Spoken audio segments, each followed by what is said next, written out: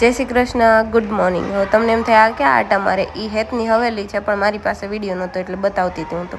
આ બધું છેલ્લે રાખજો, છેલ્લે તો ખીચડીનો વિડીયો જોવો તમે। ખીચડી છે ને આ રીતે ટ્રાય નહીં કરી તો હું તમને શ્યોર કહું છું કે એકવાર આ રીતે ટ્રાય કરજો, હું તમને કહું એ રીતે કરતા જજો।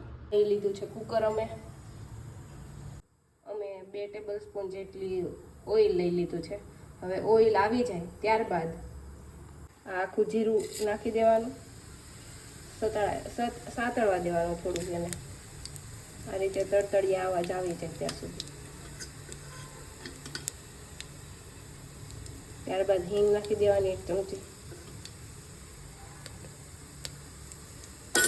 ત્યારબાદ થોડીક એવી લસણની પેસ્ટ નાખી દેવાની અને આ રીતે હલાવી લેવાનું।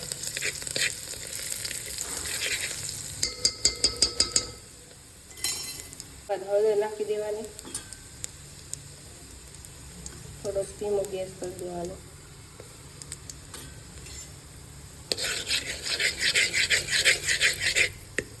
લઈ લીધા છે ચોખા અને મગની દાળ, એને મેં 2 થી 3 પાણી વડે ધોઈ નાખ્યા છે। હવે હું આની અંદર નાખી દીધું,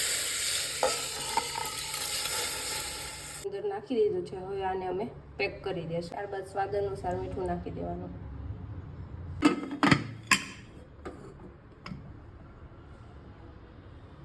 હવે આ ખીચડીને જોઈને અમુકને એમ થાય તો આ તો જો કેવી બની, પણ થોડુંક પાણી ઓછું રહી ગયું એટલે। બાકી તમે એકવાર ટ્રાય કરીને કહેજો કેવી બને છે, ટ્રાય કરો ને પછી મને કમેન્ટ કરવા આવી જાજો પાછા। શાક અને ખીચડી, તમે કયા શાક આરે ખાવ છો મને કમેન્ટ કરજો। હવે આ વિડીયો તો છે જ તે તો અમારું સાંજનું ભોજન આ હતું, મસાલા પાવ અને તીખા ઘૂઘરા। મારા પપ્પા કે મને બહુ મજા આવે, લેતા આવું। મેં કીધું લેતા આવું, પછી હું નવા વર્ષમાં બધે જવાનું હોય બેસવા અને વડીલોના આશીર્વાદ લેવા એટલે અમે ગયા હતા।